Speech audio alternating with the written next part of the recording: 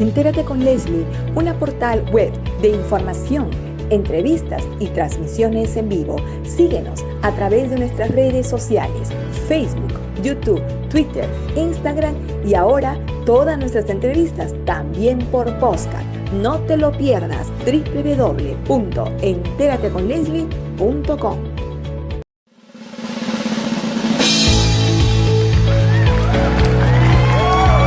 El programa que remece las redes sociales. Presentamos a nuestra conductora. Bienvenida, Leslie.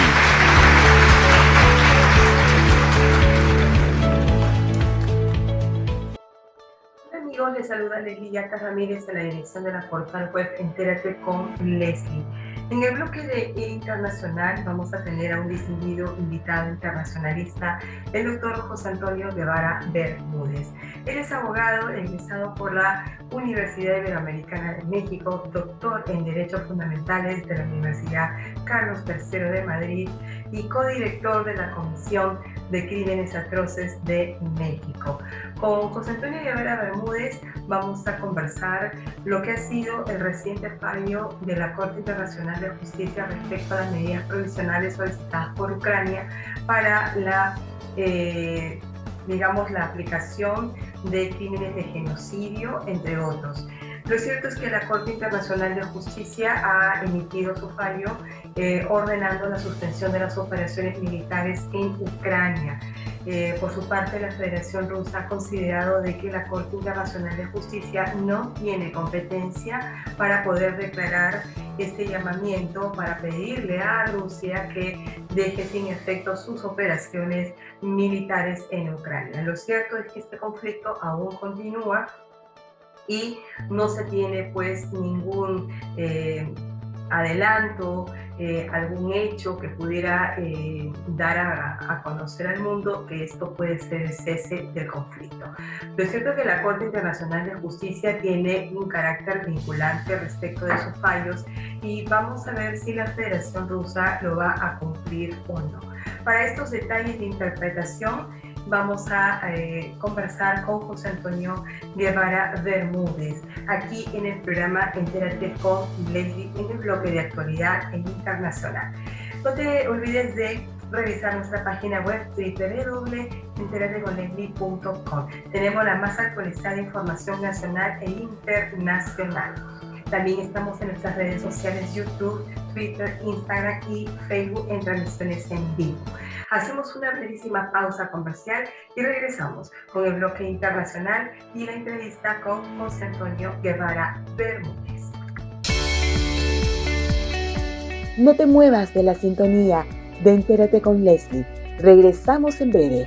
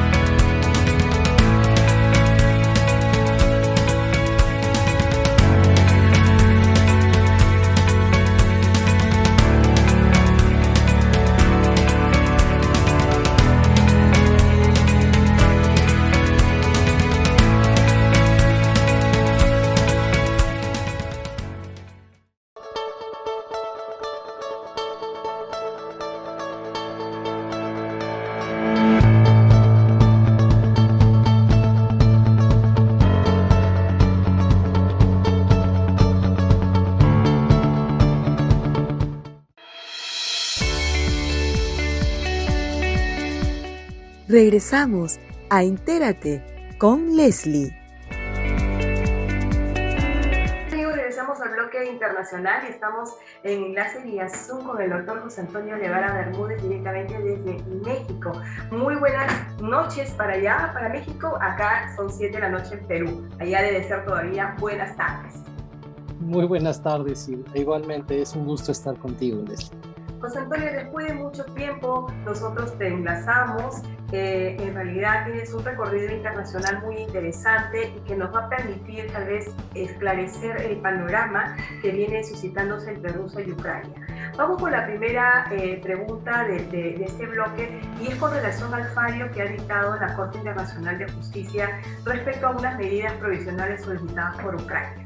Le ha dicho a Rusia alto a las operaciones militares, suspenda usted las operaciones militares en Ucrania. Rusia le ha contestado a la Corte diciendo: usted no tiene competencia para ordenarme ello. Yo estoy haciendo la legítima defensa en virtud a la Carta de las Naciones Unidas. La Corte Internacional de Justicia le dice que sí tiene competencia y que sus fallos son vinculantes. En tu experiencia internacional, José Antonio, ¿qué nos tienes que decir respecto a este punto? Pues primero que nada, que es una estrategia muy interesante por parte de Ucrania, utilizar la Convención contra el Genocidio para la prevención y el sanción del genocidio de 1948, debido a que la Federación de Rusia ha alegado que hace uso de esta operación militar especial para proteger la vida de los rusoparlantes en las zonas de Donetsk y Luhansk por el genocidio que estaba cometiendo Kiev o el gobierno ucraniano. Esto después de las protestas de 2014-2015 que lograron tirar a un gobierno, se convocaron elecciones y el nuevo gobierno no era el gobierno que le simpatizaba a la Federación de Rusia. Entonces, en la narrativa oficial del gobierno ruso, de altos funcionarios, tanto del presidente Putin como comunicados de prensa del Ministerio de Asuntos Exteriores, las intervenciones del representante permanente de ese país en el Consejo de Seguridad en las sesiones de febrero, marzo de este año, las entrevistas que dio el embajador de la Federación de Rusia ante la Unión Europea, en donde todos se referían a lo mismo, un genocidio. Entonces, y el uso de la fuerza militar para prevenir y sancionar a los responsables del gobierno de Kiev que hubieran cometido, ordenado, tolerado el delito de genocidio. Entonces, estratégicamente, muy inteligente el gobierno ucraniano, que utiliza la convención del genocidio para decir: aquí hay un uso inapropiado de esta convención. El artículo primero de la convención no te da la atribución para poder hacer uso de la fuerza militar para sancionar para hacer sancionar y hacer que otro país cumpla con sus obligaciones derivadas de la convención, y la propia convención le da las atribuciones a la Corte Internacional de Justicia para conocer de cualquier diferendo que pueda tener un país por la interpretación y aplicación y ejecución de la convención. Entonces, lo primero que hay que decir es que fue una estrategia muy inteligente del gobierno de Ucrania, utilizando los argumentos rusos de que estaban combatiendo un genocidio, que estaban preveniendo y sancionando un genocidio. Lo segundo es que no es la primera sentencia de la Corte Internacional de Justicia que se aplica en términos similares. Ya lo hizo en un caso de Georgia también, y ha dictado medidas provisionales en casos importantes similares, en donde potencias como Estados Unidos no han querido reconocer la jurisdicción de la Corte y no comparecen a las audiencias, como sucedió en el caso de Nicaragua contra Estados Unidos, o bien el caso de Estados Unidos contra Irán en el asunto del personal diplomático y consular en la Embajada de Estados Unidos en aquel país.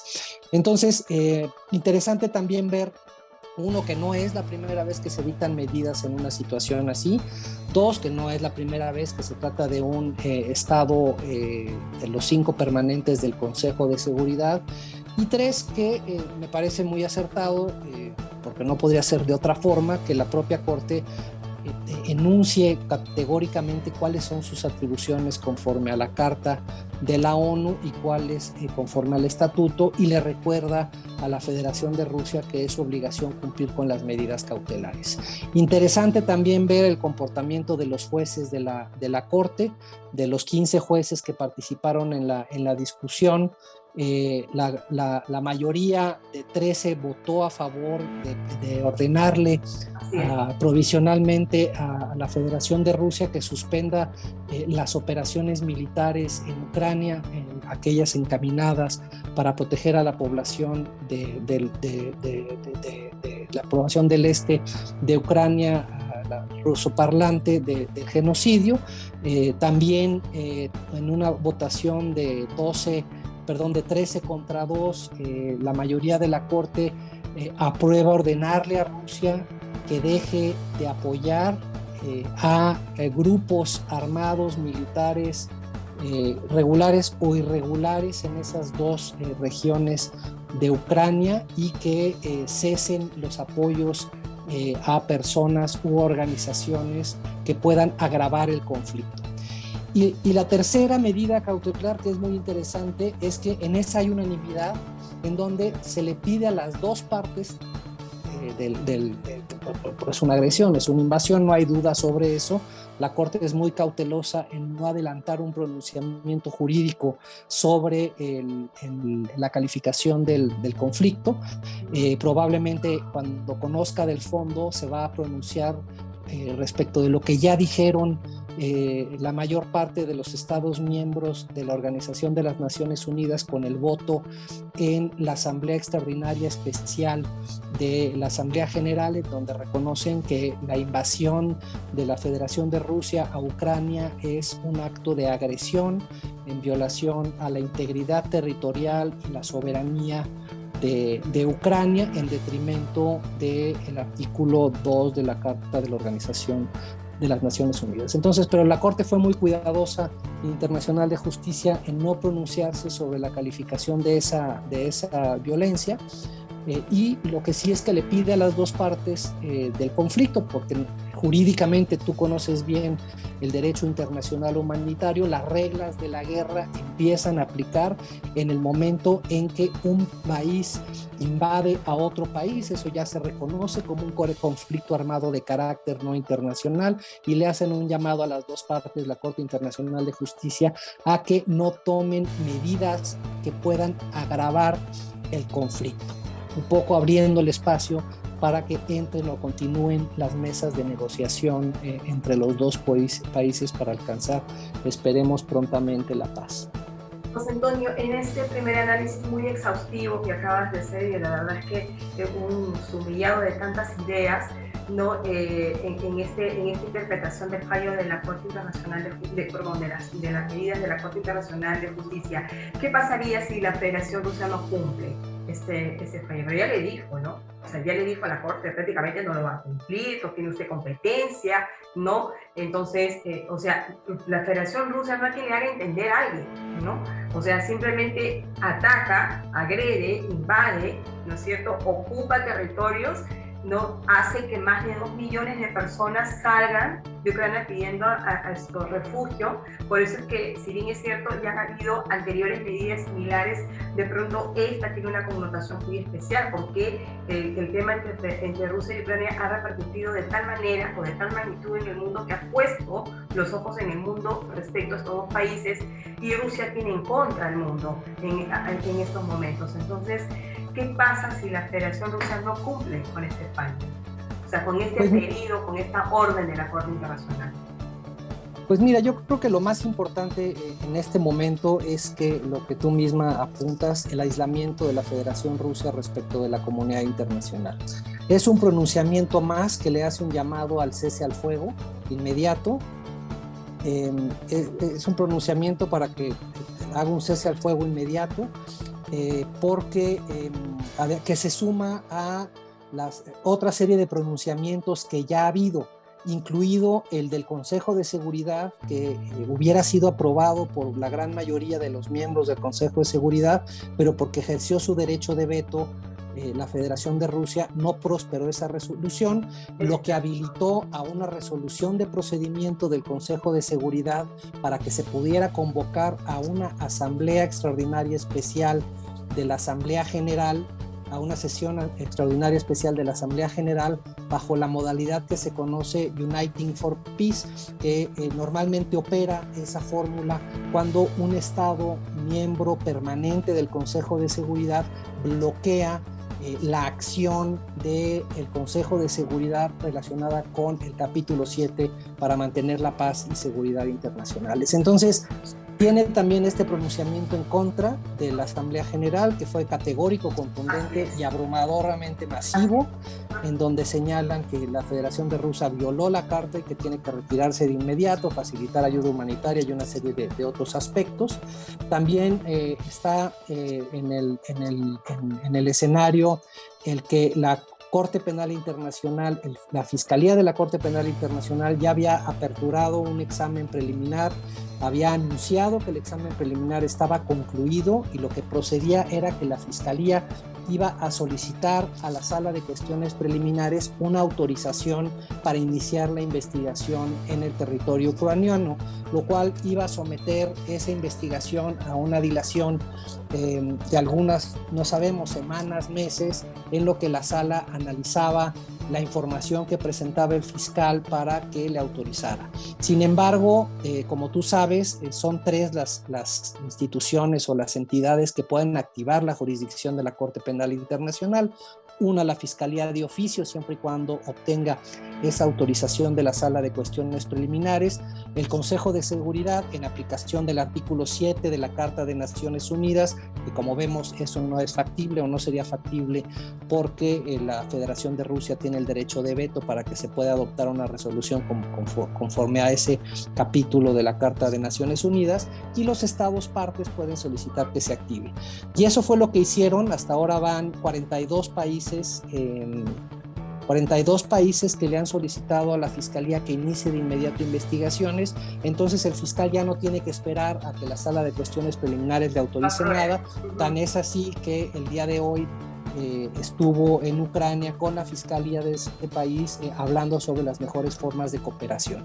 Entonces tenemos además medidas provisionales dictadas por la Corte Europea de Derechos Humanos en contra de la Federación Rusa, diciéndole que no dirija ningún ataque en contra de la población civil en el contexto de su operación militar y que no vaya a cometer abusos de derechos humanos en ese contexto. Está también la expulsión o la suspensión de los derechos de la Federación de Rusia en el marco de las autoridades, en el marco del Consejo de Europa, y varios países que han anunciado que sus fiscalías están iniciando investigaciones penales en contra de los máximos responsables de haber cometido o que están cometiendo crímenes de guerra, crímenes de lesa humanidad y, ¿por qué no?, tal vez genocidio mismo por parte de la Federación de Rusia. Si a eso le sumamos además las sanciones individuales que ya ha habido por una multiplicidad de países en contra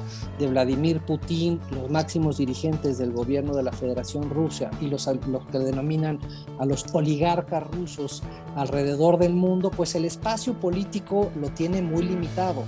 Entonces el pronunciamiento de la Corte Internacional de Justicia, siendo el máximo tribunal internacional que dirime controversias entre estados, pues es un señalamiento demasiado poderoso, en primer lugar para decirle suspende, porque en principio la Corte va a analizar el fondo del asunto sobre el uso inapropiado de la Convención del Genocidio para justificar una invasión a un país, y que el resultado de un fallo así puede ser que no hubo, independientemente que hubo o no genocidio, un país no tiene el derecho para agredir a otro, invadirlo, en contravención a lo que dispone la propia Carta de la Organización de Naciones Unidas.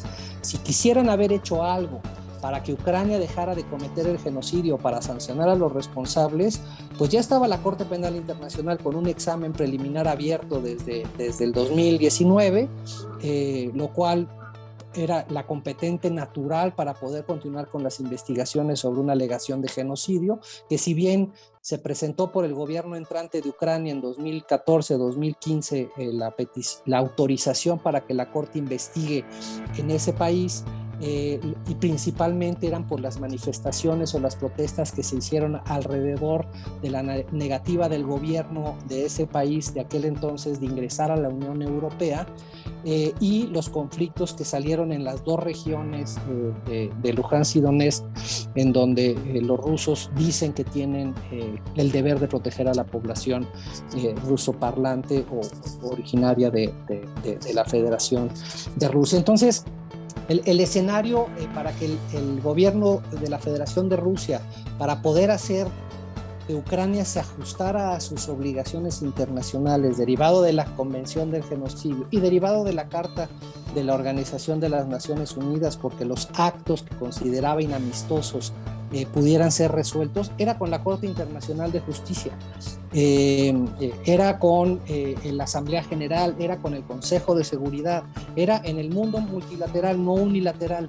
Entonces, este pronunciamiento yo creo que va a ser muy poderoso porque jurídicamente pues le va a cerrar cualquier tipo de argumento que todavía algunas personas simpatizantes con el gobierno de Vladimir Putin consideran que es una justificación aceptable o válida la protección de las personas para evitar el genocidio y poder desplegar una operación militar de esas dimensiones. Entonces, pues nada, con esto se le empieza a cerrar más la aceptación, las puertas de la comunidad internacional. Y cerramos la entrevista porque el tiempo está explicando que se nos acaba para esta entrevista los minutos, pero quiero una cuestión final que nos puedas esclarecer. Primero, aun cuando los estados, miembros de Naciones Unidas, tienen la facultad de poder hacer uso de su derecho a la legítima defensa y poder defenderse, para la redundancia, frente a un ataque, agresión, etcétera, pero aún así, José Antonio, tienen que pasar por el Consejo de Seguridad, ¿no? Entonces, Rusia no lo ha hecho en ese sentido. ¿Cómo se interpreta el derecho a la legítima defensa que tiene un Estado, ¿no?, amparado por la Carta de las Naciones Unidas para poder defenderse, ¿no?, frente a una invasión, un ataque, una agresión, etcétera? Porque ese es en el escenario, ¿no?, en el que se ha puesto la Federación Rusia y no quiere salir de ese escenario. Por eso es que ha vetado la resolución que iba en contra de su propio país. Y también, con esto cerramos el tema del veto. ¿Cuánto daño le hace este poder que tienen los 5 miembros permanentes del Consejo de Seguridad justamente para ejecutar el cumplimiento del mantenimiento de la paz y la seguridad internacionales que reza la Carta de las Naciones Unidas y que a todas luces Rusia ha hecho lo que le ha dado la gana con las Naciones Unidas al vetar, ¿no?, de esta manera, ha tirado por los suelos a una organización que se fundó en 1945 justamente para poder salvaguardar este propósito tan grande que es la paz. Naciones Unidas está peleando a morir, desde mi perspectiva, está peleando a morir para subsistir. O sea, se está utilizando todo el mecanismo que tiene para poder frenar esta situación, ¿no?, luego de que Rusia haya vetado esta resolución. Porque las Naciones Unidas han recibido muchísimas críticas al respecto. Con esta interpretación, José Antonio, vamos a seguir ya cerrando la entrevista. Sí, bueno, perdóname, Leslie, que se me pasó comentar 2 otras cosas muy importantes sobre el cierre del espacio que tiene la Federación Rusa. En el Consejo de Derechos Humanos se aprobó también un mecanismo de fact-finding de quienes resulten los máximos responsables de los crímenes contra los derechos humanos que se hubieran cometido, que está por designar el presidente del Consejo a quien va a integrar ese grupo, y también del Consejo de Derechos Humanos de Naciones Unidas. Una comisión internacional, me parece. Una comisión, así es.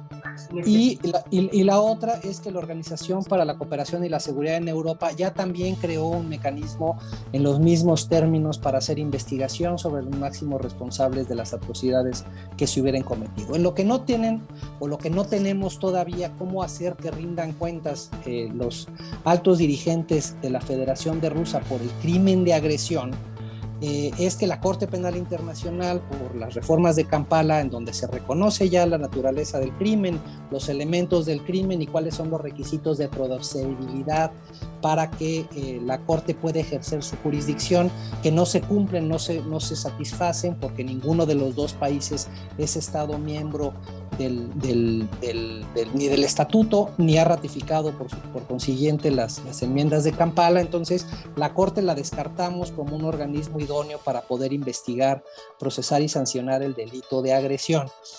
Hay una iniciativa de varios académicos y respaldada, por supuesto, por el más alto nivel del gobierno ucraniano, de crear un tribunal penal internacional para juzgar el crimen de agresión, porque sería muy difícil que los tribunales nacionales, tal vez los de Ucrania, lo quieran intentar una vez que termine el conflicto, de llevar a juicio por ese delito a Vladimir Putin y a los máximos responsables. Se antoja difícil que vayan a extraditarlo, pero bueno, los cambios de gobierno ya ves que pueden generar sorpresas en ocasiones positivas.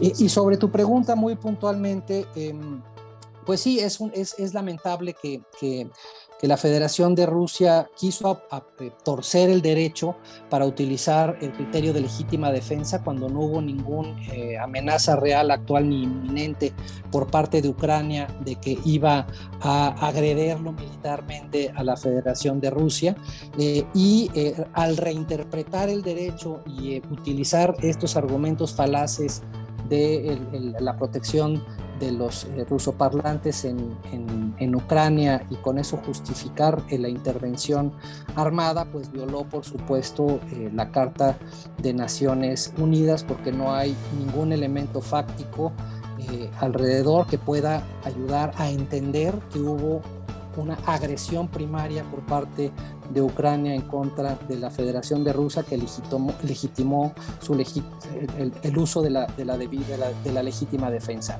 Pero además hay que recordar que me parece que fue el 26 de febrero, la Federación de Rusia envió una carta al Consejo de Seguridad diciendo que estaba invocando la legítima defensa precisamente para proteger a los ciudadanos rusos en Ucrania del genocidio y del abuso del poder. Entonces, sí pretendió darle una cobertura jurídica a la Federación de Rusia a su agresión, pero claramente no fueron capaces de hacerlo correctamente. Y hay que decirlo también, no es la primera vez que uno de los miembros permanentes del Consejo de Seguridad viola tan flagrantemente la Carta de Naciones Unidas en temas de respeto a la soberanía y la integridad territorial de los países. Estados Unidos lo hizo en el 2003 cuando desplegó su fuerza militar sin el consentimiento inicial del Consejo de Seguridad en Irak. Y bueno, y el problema de fondo, y yo creo que en lo que está ya generándose una crisis que ojalá obligue a una reconsideración sobre el diseño del esquema de seguridad internacional, que es el derecho de veto. No parece que tenga ya ningún tipo de sentido cuando y sabíamos que los que eran potencialmente los que iban a poder cometer un crimen de agresión en ámbito internacional eran los mismos garantes de ese supuesto orden mundial post Segunda Guerra Mundial. Entonces, ojalá que después de esta agresión y que rindan cuentas ante la justicia quienes deban de rendir cuentas por esa violación tan flagrante de la Carta y por los crímenes atroces que se están cometiendo en contra de la población civil, principalmente ucraniana, porque estamos viendo las escenas que son indiscutibles y son dolorosísimas, pues que haya un proceso de reforma de la maquinaria de la seguridad internacional, porque claramente esto ya dio de sí. Por lo menos debiera haber algún mecanismo para que el derecho de veto no sea posible invocarlo cuando hay algún miembro permanente tenga un interés particular en el asunto, ¿no? Es como tener un juez de consigna en donde sigue las instrucciones de una de las partes, pues claramente no va a poder ser neutral el Consejo de Seguridad al momento de actuar. Ojalá que eso se pueda hacer y que se cumplan con los otros elementos del aparato de Naciones Unidas para poder restablecer la paz. En estos casos, y con eso sí cerramos la entrevista, he tenido una respuesta muy, muy puntual. En estos casos no debería expulsarse, ¿no?, a un miembro de las Naciones Unidas cuando flagrantemente y tan retorcidamente como lo que ha hecho la Federación Rusia, de torcer el derecho, de irse por una interpretación antojadiza, unilateral, no conveniente desde todo punto de vista, ¿no? Y que le salió finalmente el tiro por la culata a la Federación Rusa respecto a su agresión a Ucrania. En estos casos, ¿no? Donde con motivo de esta invasión, de esta agresión, mira todo lo que ha ocasionado. Más de 2 millones de personas han tenido que salir de Ucrania buscando refugio, estando en el marco de una pandemia que todavía no pasa, que es la del COVID-19. En estos casos, José Antonio, ¿no crees tú que debería expulsarse, ¿no? A un miembro de Naciones Unidas para que sea de repente alguna expresión de castigo, ¿no? O de aplicación del derecho internacional? Porque tiene que hacerle sentir a ese Estado, por más potencia que sea, tienen que hacerlo sentir. Pues sí, creería que en el rediseño de la ingeniería institucional de Naciones Unidas, después de esta situación extrema, se deban de contemplar herramientas y mecanismos para suspender incluso a un miembro permanente, que actualmente pues la Carta no te ofrece la oportunidad de poderlo hacer. Entonces, ojalá que esto sea la oportunidad para que podamos reflexionar como comunidad internacional sobre qué es lo que queremos de nuestros mecanismos para garantizar la paz y la seguridad internacional. Y además fortalecer los mecanismos de rendición de cuentas, porque un mensaje claro de que este tipo de agresiones y de crímenes de guerra y posibles crímenes de lesa humanidad y genocidio no van a permanecer impunes, tal vez se haga que en el futuro, viniendo de un miembro permanente, ya se la piensen 2 veces, pero va a tener que haber el compromiso de los 5 miembros permanentes de que se van a someter al imperio de la ley, y eso implica que Estados Unidos, Francia, Reino Unido y China también digan: de acuerdo, nos sometemos al imperio de la ley, cosa que veo y se antoja difícil. Hemos visto cómo reaccionan las grandes potencias cuando, por ejemplo, la Corte Penal Internacional quiere investigar los delitos que cometieron las fuerzas de uno de estos países en Afganistán o en Irak, y la respuesta de estos países para que nada suceda. Entonces, pues es una oportunidad de oro para que podamos rediseñar nuestra maquinaria de seguridad, paz y justicia. Yo creo que de aquí depende que las Naciones Unidas sigan viviendo, porque como en un aspecto yo lo sostuve, está herida tan mortalmente que se está agarrando de todos lados lo poco que le queda a esta organización para poder realmente darle una respuesta al mundo, ¿no? Entonces, espero, yo me uno a este positivismo que siempre me ha caracterizado para que podamos ver más adelante en un futuro no muy lejano, casi inmediato, que estas reformas se den. Porque de lo contrario, si Rusia ya fue capaz de hacer esto, ha venido otro miembro permanente, hace lo mismo, y ¿dónde está realmente la garantía de la paz y la seguridad internacional para la que fue creada esta organización internacional? José Antonio de Vara Bermúdez, muchísimas gracias por este enlace con el programa Entérate con Leslie. Ha sido realmente un honor y un placer tenerte en el programa por primera vez e interpretando un tema que es verdaderamente complejo y que se puede ver desde todos puntos de vista. Muchísimas gracias, José Antonio, y será hasta una nueva oportunidad contigo. Muchas gracias, Leslie, fue un gusto estar contigo. Buenas noches. Hasta luego, buenas noches.